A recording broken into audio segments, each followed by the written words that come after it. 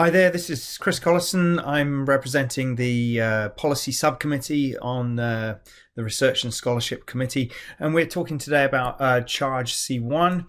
And let me start first by just going over that charge. So we are charged to review Policy E18.0 and RIT's decision-making principles and practices regarding professional leave, and whether present budget allocations are sufficient to advance RIT's agenda of improving its standing as a university that supports and rewards research. We're asked also to collaborate with the Faculty Affairs Committee, and this was a carryover from previous years. Our policy subcommittee is myself, Chris Collison, who is delegated to work on this particular charge, Corinna Schloms, and Bob Pollard, Clark Hochgraf, and Stephen Day. So I'm just going to present a very quick slide here about the process. So we, as a committee, considered reviewing the policy and procedures. We delegated this particular charge to myself. We set up data collection from the Provost's office, received that from Sue Provenzano.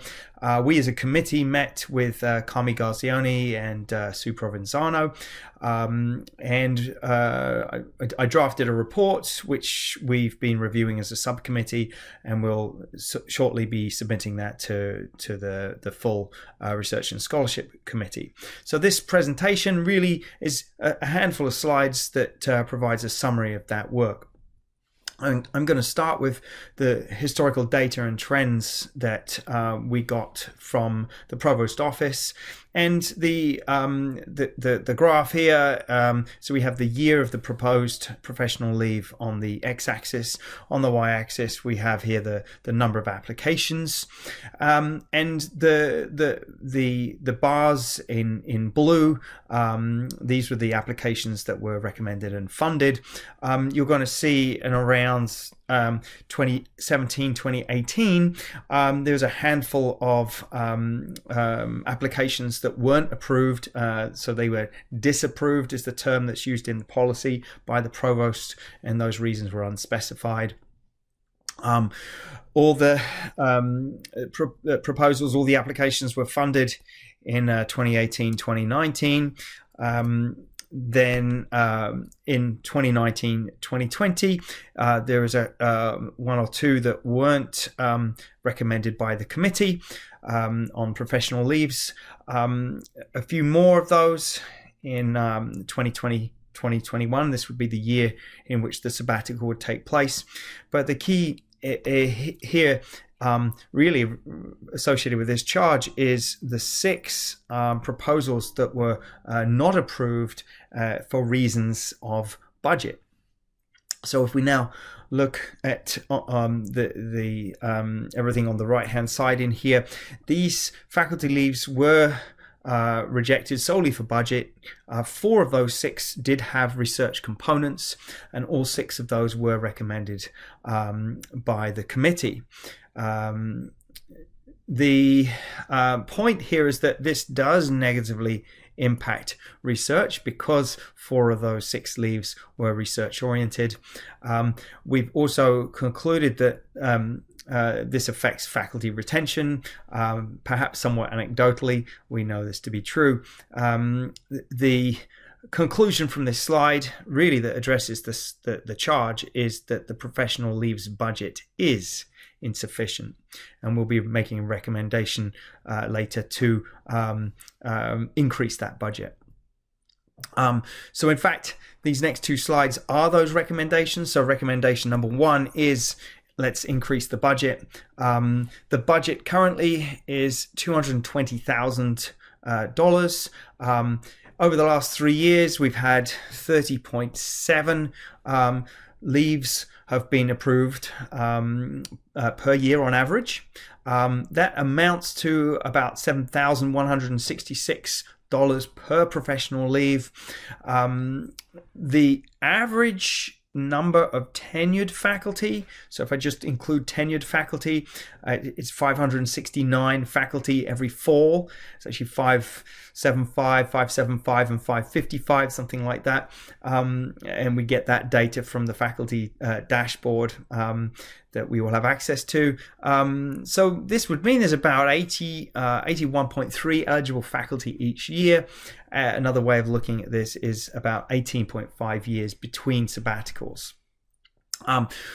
Of course, research productivity does increase with professional leave. You give people a chance to write a grant, and they'll write one. There's also some accountability here. So after the sabbatical, each applicant is to write up their report. So as I've mentioned before, anecdotally, we can increase retention when faculty are supported. And I think a key point here is that if we increase the budget by $40,000, not a large amount of money, but that would lead to all of the sabbaticals that were recommended by the committee being funded. And I think as well, there's a significant return on investment with this particular investment of $7,200 per professional leave. I think another easily implemented set of recommendations I'm putting forward here. So RIT, we're recommending that the RIT states budget expectations so that faculty can fully address those expectations in their professional leave proposals. So there's a lot of information, more information on this in the report, but the Provost's office, we are going to be asking them to list expectations and anticipated general costs to RIT for professional leave. Some faculty do not ask for incremental funding, so why is there a shortfall in their proposal being accepted or being funded if they're not asking for incremental budget? So we're also going to ask propose to ask the Provost's office to present prioritized guidelines for how faculty should work or should advocate for professional leave given those costs, right? So once we understand the costs of the institute, then we as faculty want to know how to address those costs so that our applications are more successful. Another thing that came out of certain interviews that we had with Carmi Garzioni and Sue Provenzano is that the college deans have a big role to play in budget, and in fact, it's up to some colleges, in fact, allow or provide a budget for all of their sabbaticals to be approved. So they can do that by themselves, independent of the decision at the provost level in terms of that $220,000 budget.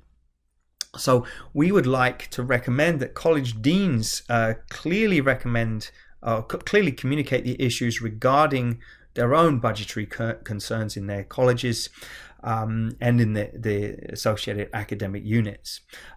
We also recommend that faculty do have conversations with those deans and academic heads with respect to that budget, but to put that as a check mark on the proposal so that those faculty are encouraged to do so, and maybe the dean or the department chair has to check that they've had those conversations, just so that it's transparent.